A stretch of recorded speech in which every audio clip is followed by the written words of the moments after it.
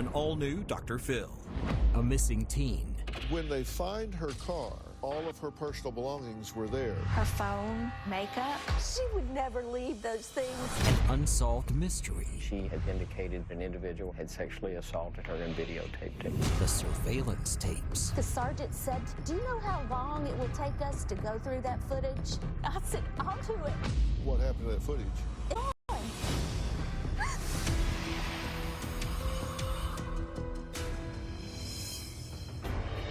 Today we're talking about something very, very important. An 18-year-old Little Rock native about to report an alleged sexual assault vanishes without a trace.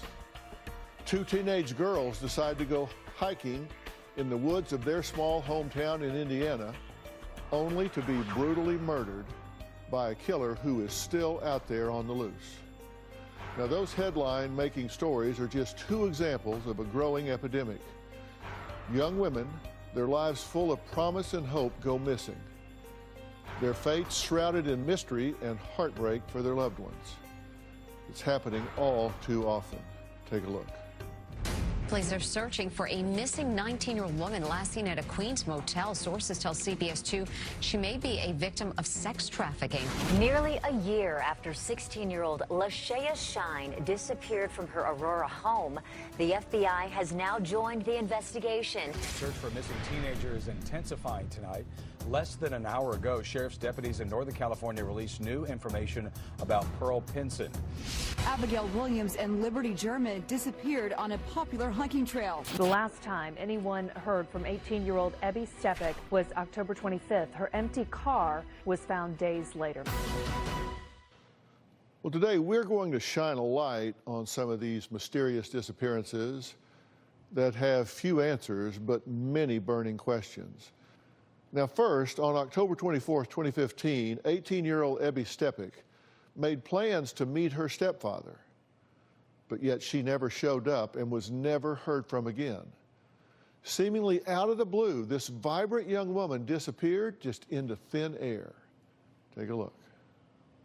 Police need your help locating a missing teen. The last time anyone heard from 18-year-old Ebby Stepek was October 25th. Her empty car was found days later. Billboards with the missing teen's picture have gone up across the metro in the past week. Stepek is described as about 5'2", weighs around 130 pounds. Her family is just desperate for answers. They believe Ebby is alive, but have no idea where she could be. I probably spend 10 hours a day trying to locate her. Ebby Stepek, the Little Rock teenager who hasn't been seen or heard from since this very day last year. It was obvious from the first day a crime had been committed. Jernigan believes her daughter could possibly be a victim of sex trafficking. I look every day in places that are your worst nightmare to see if your daughter's there. Jernigan believes her daughter was taken. I know that whether it's the police or whether it's one of us, we'll find her. We're looking for anything.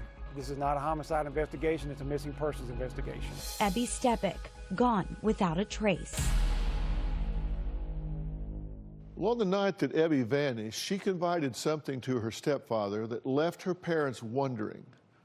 Could an incident at a high school party hold the key to what happened to their daughter? About 3 weeks before Ebby disappeared, her behavior changed drastically. She would tell us she was going someplace or with someone, and we would find out that's not where she was. Ebby was provoking arguments and wanted to move out. She left and eventually ended up with my son, Trevor. A couple days before Ebby was reported missing, she went to a party. Ebby texted me on Saturday, October 24th, that she needed to speak to me about something important. She indicated that an individual at this house had sexually assaulted her and videotaped it. There were 4 boys at the party. She told me she was assaulted by one. Ebby was hysterical and wanted my husband to go to the police station with her. I told Ebby that I would meet her after dinner to sit tight, and I'd let her know when I was on my way.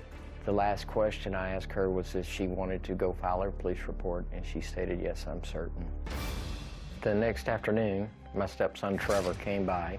He contacted Abby about an hour later, and she told him that she was outside his house. So Trevor went out, didn't see her, asked her where she was. She didn't know where she was, but she knew she was with her car. At that point, Trevor told me what had happened, told me that Abby sounded really messed up, disoriented. He'd never heard her sound like that before. To my knowledge, Trevor is the last person in our family to speak to Abby. I would like the 4 individuals that were at that party that evening with my daughter to come forward and give a formal interview with the Little Rock Police Department to either help them move forward in the investigation, clear their name, or help determine what happened to Abby. Well, I'm glad to meet the two of you, but obviously very sorry for the topic, very sorry for the circumstances. First off, do you believe your daughter is alive today? No. You do not? I don't. My husband does. Do you believe your stepdaughter's alive? I hold out hope that she's alive. I take the position that if she's not, until we find a body, until someone confirms that she's deceased, I'm going to remain hopeful that we will find her and bring her home. What is your theory as to what has happened to her? She called out 4 guys, at one that allegedly raped her. She told them she was going to go to the police if they did not give her the video. And they told her it was erased. Abby knew it wasn't. So she goes missing 2 days later. So you think that's tied, Yes. that incident that she talked to you about, that she was going to, you were going to go to the police department with her, correct? Yes, she texted me that afternoon. In that text, she asked me for help. She stated that she was staying at home that night or at her grandparents' that evening, but she did not want to have a conversation there. Through that text message information, what she conveyed to me is what had happened the night before, which is she had gone to a house with a friend of hers. At that house, there was 4 other young men, and at that house, all the individuals left except Abby and this one other young man. It's not a gentleman. And that young man raped her, videotaped it while they were gone, while the other young men were gone. Let's just Okay, hold on go just ahead, a second. Go ahead. Let's just process that.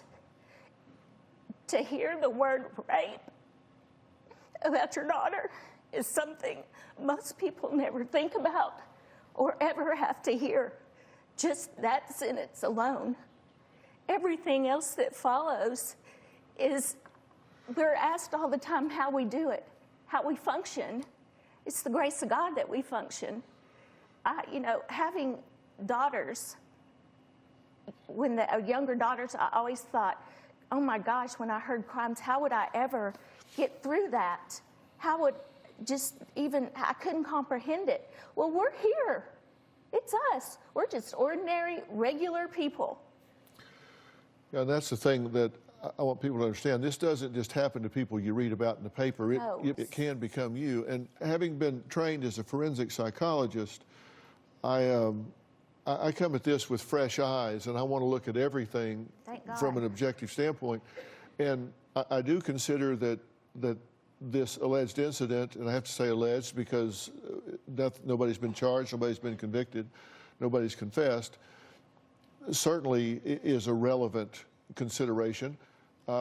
You also say that before this happened, that she had started to change, that she had started to hang out with different people, that she began to show a change in behavior and hang out with the proverbial bad crowd for a period of time. And you also consider that there may have been some exposure through this new set of friends that she had that could have exposed her to danger in some way, correct? Yes. She met new friends. Her old friends didn't know these new people. What she started to do, though, was to pull away from that. It wouldn't tell us who she was hanging out with, where she was going, and that type of behavior. We do know that we're talking about Little Rock, Arkansas here. Right. They have had real problems with gang activity. There have been 47 murders through September of this year, more than the entire last year. So, and that's why you say that there could have been some type of illicit activity taking place here. Absolutely. And again, I say, when you call out these boys and say, I'm going to go to the police if you don't do that, well, she's not here to tell us what happened. You come from a good community, but they do have this problem, as many others do. Now, let me ask you something. Because she had talked about being raped shortly before, from an objective standpoint, it strikes me odd that she would talk to her stepfather about this and not her mother. Abby protected me just like I protected her. She didn't want me to know about it because she knew how much it would hurt me. So you think maybe she just didn't want to tell you? I get hysterical. Because you were going to find out if she files a police report. Absolutely, I'm going to find out. But for me to be, I would be hysterical. I was hysterical when I found out about it. Michael is the one in our family who can remain calm, the details, and he can follow through. And that's what we've always relied on him in our family. You know, you've got a house full of girls. Somebody needs to be the calm one. Yeah, okay. Now, coming up, some of this just doesn't add up, which is what's been frustrating so much for these folks. We're going to take a break and come back and talk about Ebby's bizarre last phone call and find out what she told her brother. Plus, police find Ebby's car, and what's inside sends her parents into an absolute panic. We'll talk about that next.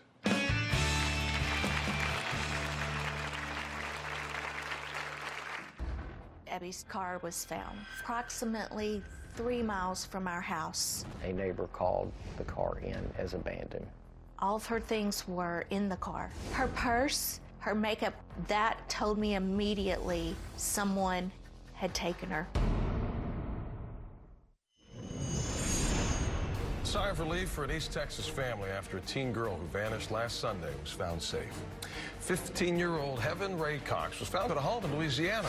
Tonight, 17-year-old Caitlin Fristina's parents are overwhelmed with excitement. Florida teenager is home this morning after running away with a high school soccer coach for nearly a week. 17-year-old Caitlin Frisina was reunited with her mom and dad over the weekend in Syracuse, New York. The 27-year-old Ryan Rodriguez is now under arrest. Well, those are just two tragic stories of missing teen girls in the headlines recently. Thankfully, we can report that they were found safe. Heaven Cox's mother, Tammy Day Cox, posted a message reading, "Thanks to everyone for all you have done for one little girl. Please don't forget that there are others out there still missing." Well, that's what we're doing here today, and we hope that Ebby's family can one day have a similar outcome.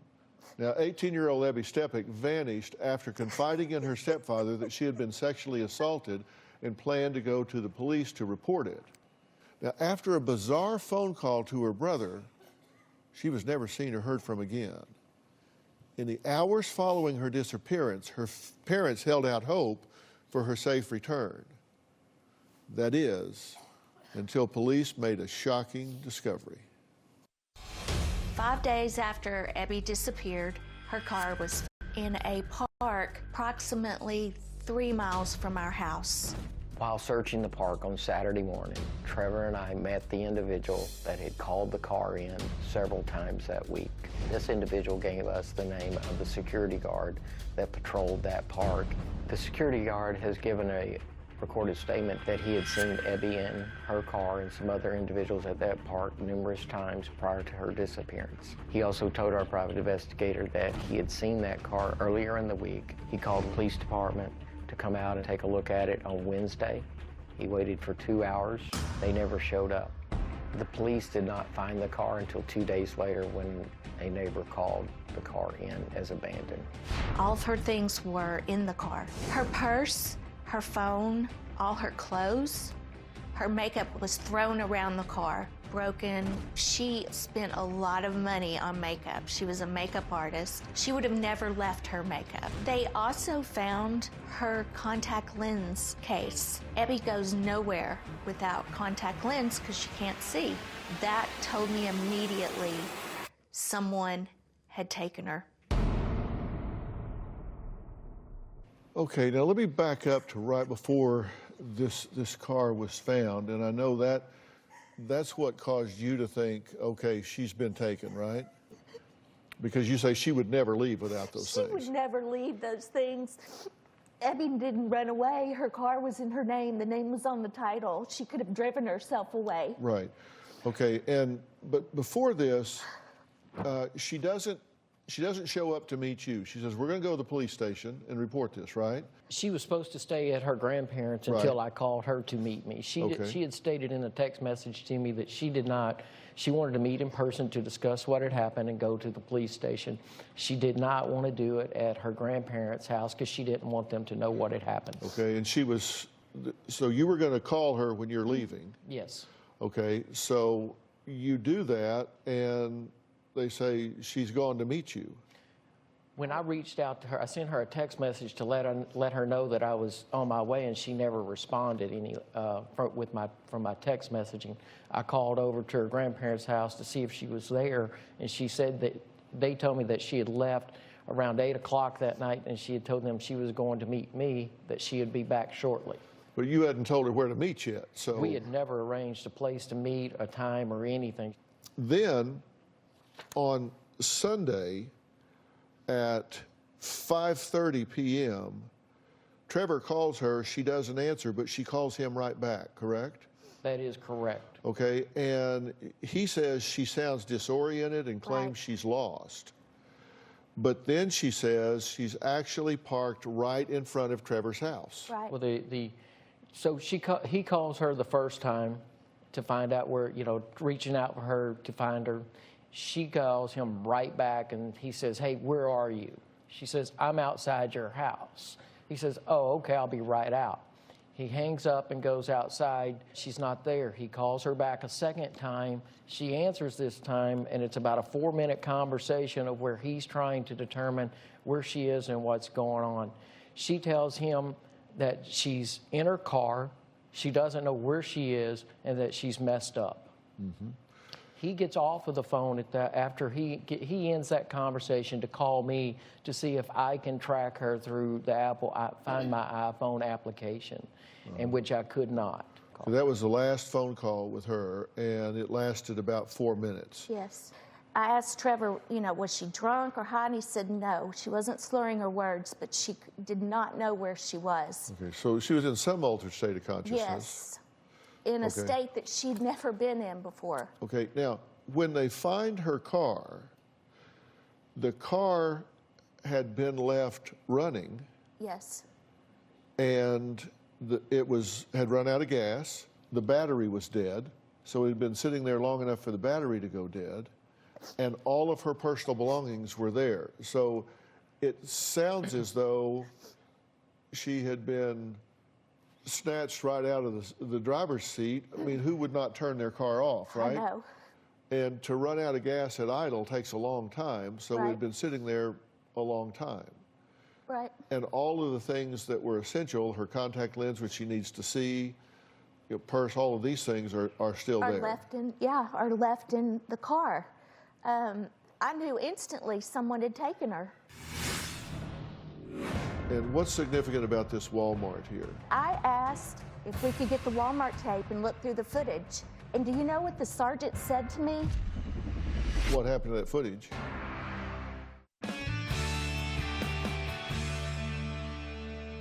Abby is so close to us. She didn't run away. I knew, but you can't convince law enforcement who don't know your child.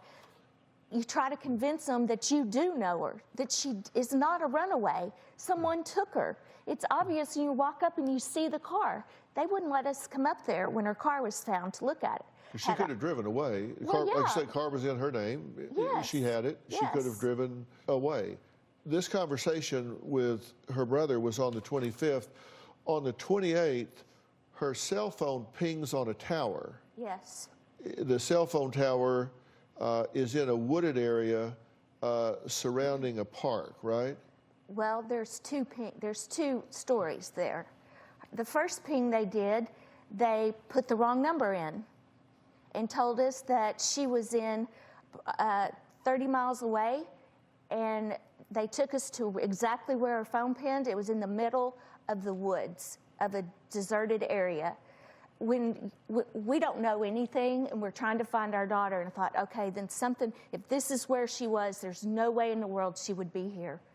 Well, they wouldn't go search the area, so my husband and I, on Sunday, we went, and we searched. It's all brush. We searched, talked to the sheriff that was there. The law enforcement called us 2 days later and said, oh, we got that wrong. We put the wrong phone number in. She really was at the park where her phone pinged. Okay, that pinged is at the Chelamont Park. Right. And we have a graphic that shows where her car was found versus where that pinged, and it's very close by. Right. Correct? Here's Chelamont Park, and this is the tower. And what's significant about this Walmart here? Okay, there's a Walmart. Your daughter's missing, and you go past the Walmart when you go into the park. There's a good chance that she went into Walmart, that someone went in with her, that she was seen in the parking lot. And I asked if the Walmart tape, if we could get the Walmart tape and look through the footage. And do you know what the sergeant said to me? Do you know how much footage that is? Do you know how long it will take us to go through that footage? I mean, you're so powerless. I said, I'll do it. I'll watch, 4 days, I'll watch all of it. And he said, well, we can't let you do that, and we'll check into it. No, they never got the Walmart footage, never. And what happened to that footage? It's gone. It's been taped over? Yes, it's been they never taped got over. They never got it. By the time we found out they never got it, we're a year into this. The Walmart is 1 mile from her car. Right. I mean, it looks further on the graph, but it's 1 mile. I see, and there's a main road there. Security could have picked it up going by on the street. Yes, anything. The car, I mean, there's a number of things that could have been told. All right, coming up, a park security guard makes a shocking claim. Did he see Ebby with a mystery man in the days before her disappearance? We'll find out when we come back.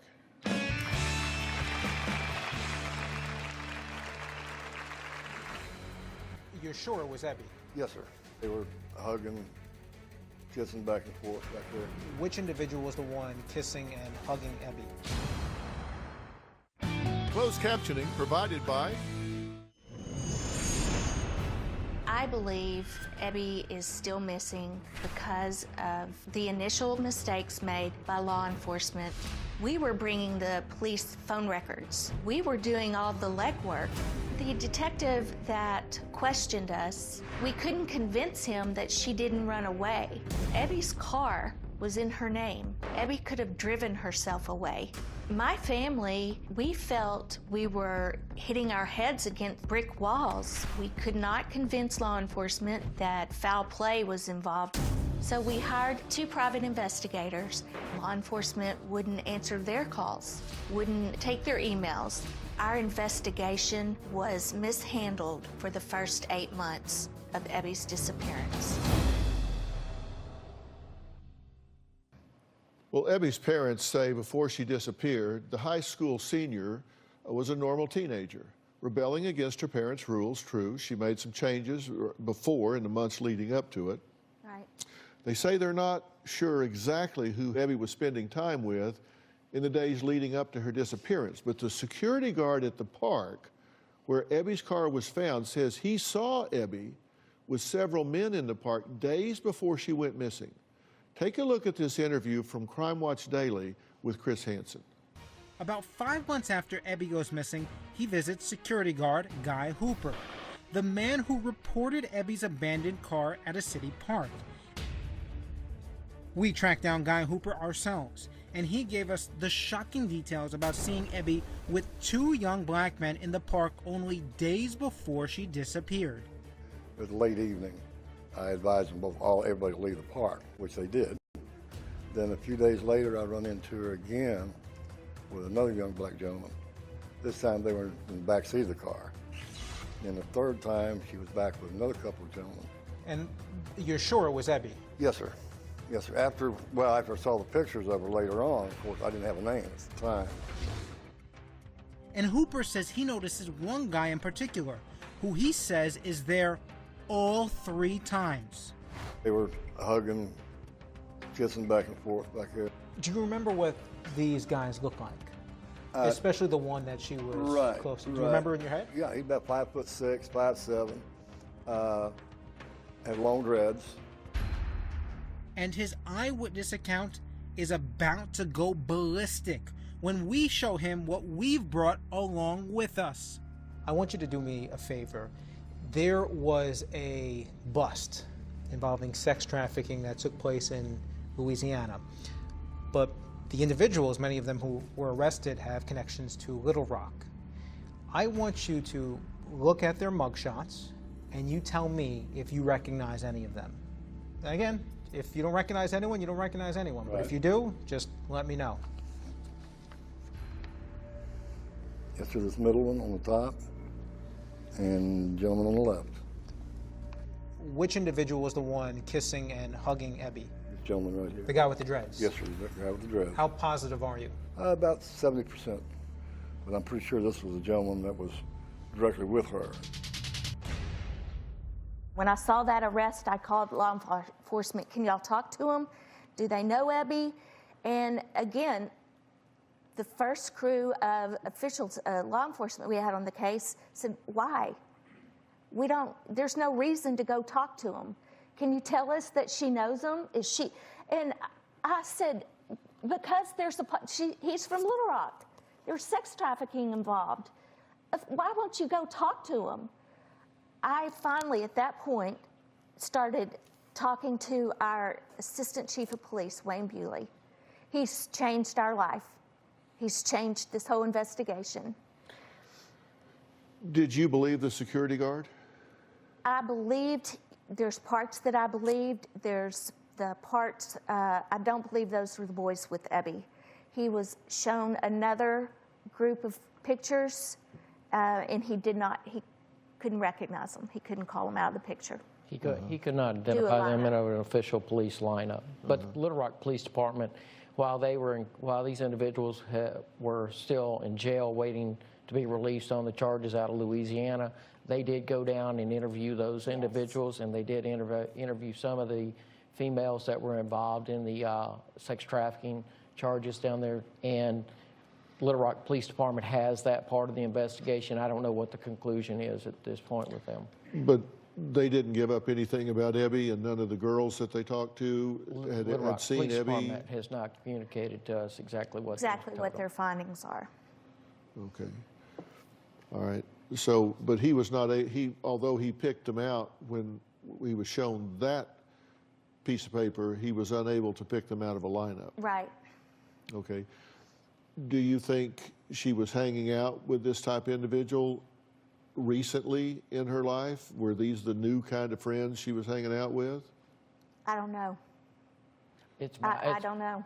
It's my belief that those type of individuals are similar to the individuals Ebby was hanging around in the summer of 2015. You know, you have to realize Ebby is very naive, very strong-willed, very sweet, and anyone could come up and talk to her, and she believed everything they said.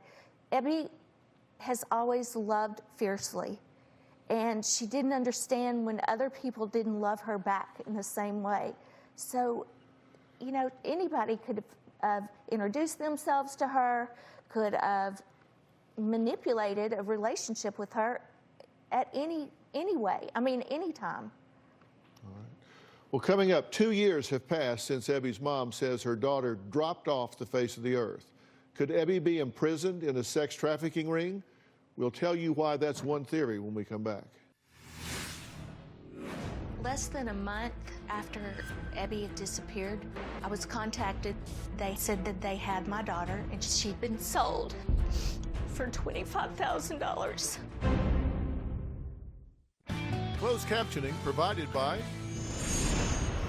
While looking for Ebby in every corner of this world, sex trafficking is what I discovered. Less than a month after Ebby had disappeared, I was contacted through an email that said they had my daughter and she'd been sold for $25,000. There's no words to describe reading an email that's talking about your daughter being sold. This email exchange went on for days. It's the worst thing you could ever imagine your child involved in. It's hard to even think about that, right?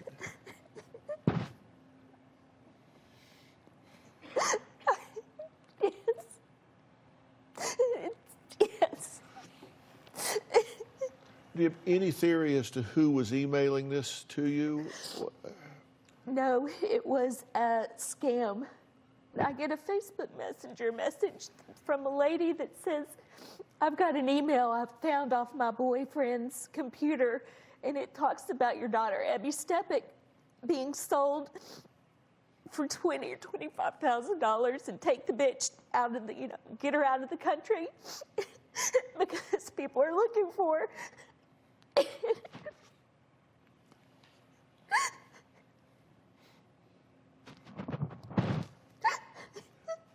Dr. Phil, this has happened several times.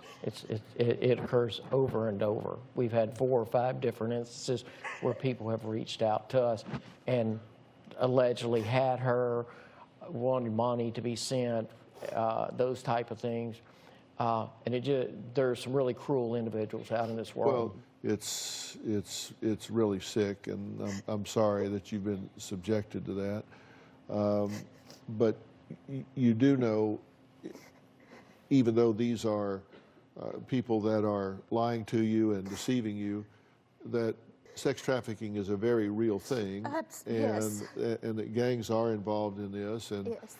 They force these girls into prostitution and get them hooked on drugs so they can control them, and then relocate them and isolate them where they have no way of reaching out. And I mean, it's a terrible reality, and that is a personality. Lori says human trafficking specialist said Evie has possibly been trafficked, and we do have to consider that. You're frustrated here because you think law enforcement made a lot of mistakes here, right? That's a really nice way to put it. I believe we would know where our daughter is had they not mishandled her case. Well, according to Evie's parents, these are the things they think were done wrong. They weren't allowed to report Evie's missing until 12 hours had passed. The original detective assigned to the case was a newbie.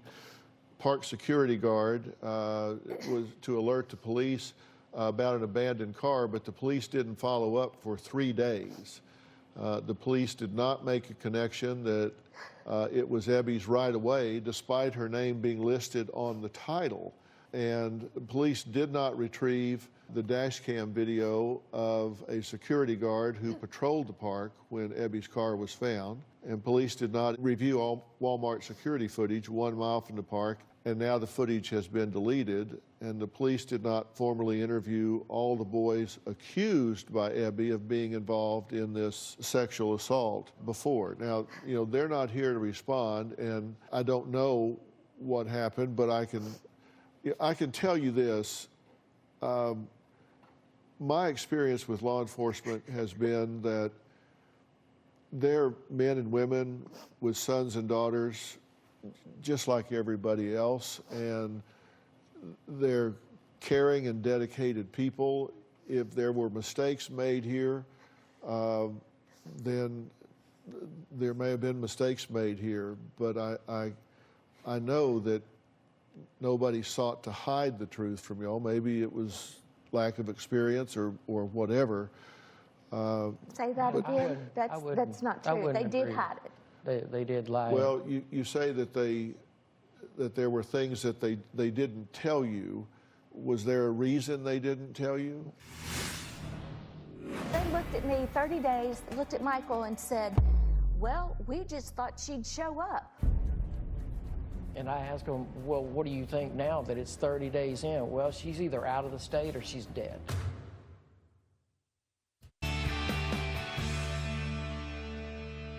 Was there a reason they didn't tell you? No, there was. I'm sorry to interrupt. No, go ahead. There's things that they lied about. It's not that they, yes, there was things that they didn't do that where we think they should have done. That's one thing. But out and out lying to us about things that they say they did that they didn't do, such as the security guard. They did not interview that security guard until April or May of 2016, after it came to our attention that they had never interviewed him, even though they had told us on 3 separate occasions that they had. Straight out told us, yes, we have spoken to him. Checked it off the list. 3 yes, times. He's been interviewed. I asked 3 times. And after I found out that they had not done that by April of 16, I asked our private investigator to gather up all the names that I had asked him to interview. At this point, he was not interfering with the investigation, and he was allowing law enforcement to work through their processes of interviewing these individuals. At this point, they had not done that, and they had lied to us repeatedly, and I asked our private investigator to find the security guard and a few other individuals and get recorded statements from these individuals. He did that, and then the Little Rock Police Department decided that they would interview him. The FBI interviewed him. And from those interviews and the things that we found out in April of 16 is when the Little Rock Police Department removed the detective and the sergeant from the case. And that's when we started to move forward in a productive manner with the FBI and the Little Rock Police Department. And today we have a good relationship with both of those groups. We have excellent. But early on, it wasn't they weren't sharing something they lied. Did you report those irregularities to the police so they could investigate them? Yeah, absolutely. They, you know, FBI reached out. They don't usually reach out to law enforcement. They did, and law enforcement said, no, we don't want your help. We don't want your help. This is the original group that did her investigation. You know, they looked at me 30 days, looked at Michael and said, well, we just thought she'd show up. And I asked him, well, what do you think now that it's 30 days in? Well, she's either out of the state or she's dead. That's the response I got from the detective. Can you imagine sitting in a room and having law enforcement look you in the eye about your daughter, your child, and tell you that? It was so bad. But you have a good working relationship with them now. Yes. And they're treating you the way you need to be treated. Yes. They're pursuing this case. They're doing what they need to do. You know, and I've told them, I've cried and said, I'm so grateful for y'all, for law enforcement, for the guys that we have now. I'm so grateful. Thank you so much. And the chief of police said, you shouldn't have to tell us thank you. This should have happened this whole time. He apologized to us for the mistakes that were made. And I respect law enforcement. I always have. I do now. For whatever reason, in this case, things went wrong. And our daughter's, she's gone.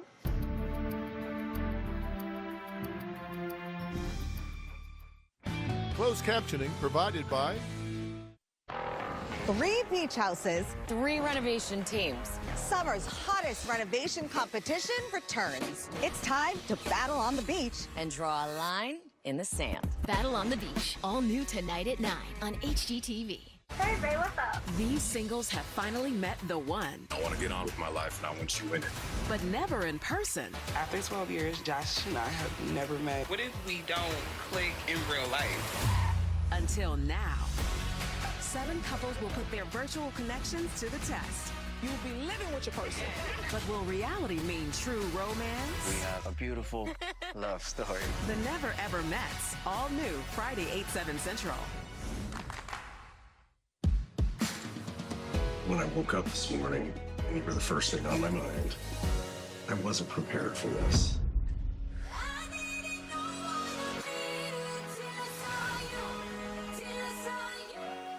OWN has your weekend covered. Hi, my heart is racing. Y'all ready to have a good time? With premieres every Friday and Saturday. You have not met him in 12 years? Catch the new series, The Never Ever Mets, on Fridays. No topic is off limits. This is getting very intense. And Saturdays, don't miss fresh episodes of Love and Marriage Huntsville. I can't wait to see how this goes. Me too. Ooh, the tea just got piping hot. Weekends, all new Friday and Saturday at 8/7 Central, only on OWN. Drew, you're fired. Lawrence, you're hired. Sometimes it takes lots of muscle. These celebs are using star power to bring renovation appeal. Come on, give me a hammer. Celebrity IOU, all new Sunday night at 9 on HGTV. We're the most prestigious Black-owned real estate company in Texas. 3 generations of Black excellence. Now it's our turn to build our family empire. Ooh, I'm ready for this. This is good. Y'all ready? Family Empire Houston. New series Friday, June 28th, 8/7 Central. These blueprints are going to be reality. Let's go. 100-day construction is nearly impossible. Oh, this is going to be so good. It's going to look beautiful. Unless you're Brian and Mika. Storybook ending. Welcome home. 100-Day Dream Home season premiere Sunday, June 30th at 9 on HGTV. Tonight. He said that you were topless while he was in the same bed with you. There was another man in my bed with my fiance. That's not okay.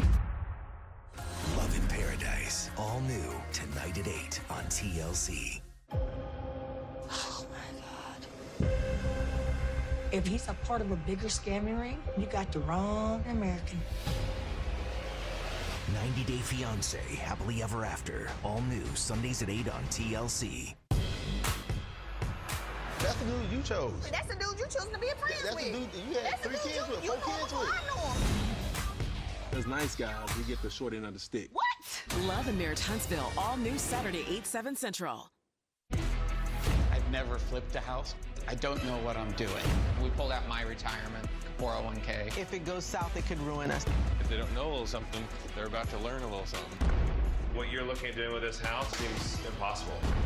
You're starting to get desperate. That's a dangerous place to be. These are real investors. These are real stories, and they're not all going to be successful. What the heck? Oh, no, you didn't. Backed by the Bros. All new Wednesday night at 9 on HGTV and streaming on Max. I respect law enforcement. I always have. I do now. For whatever reason, in this case, things went wrong, and our daughter's, she's gone. She hasn't been found at this point, and you believe that she is likely not going to be found. You hope that she may be. And I want to show this poster. I want everybody to see this. If you've seen Abby Stepek, we have the numbers up on our screen to call Little Rock Police Department, Detective Tommy Hudson, and the number is 501-404-3128. The Little Rock tip line is 501-371-4660. And the Hallis Investigations is 662-420-6518. Now, I'm going to put these up on my Facebook page. I'm going to put them up on the homepage of drphil.com. There is a $50,000 reward. You can also go to the official Find Abby Stepek Facebook account for more information. You can get recent updates there. You can provide tips, or you can donate to the search fund. Look, we pray for her safe return, and we will keep you updated on this story. And I really want to thank both of y'all for coming and talking about this. And I pray to God that there's a happy outcome to this. And our thoughts and prayers go out to the families that are dealing with such tragic circumstances. We wish them healing, hope. We wish them all answers. We're out of time for today.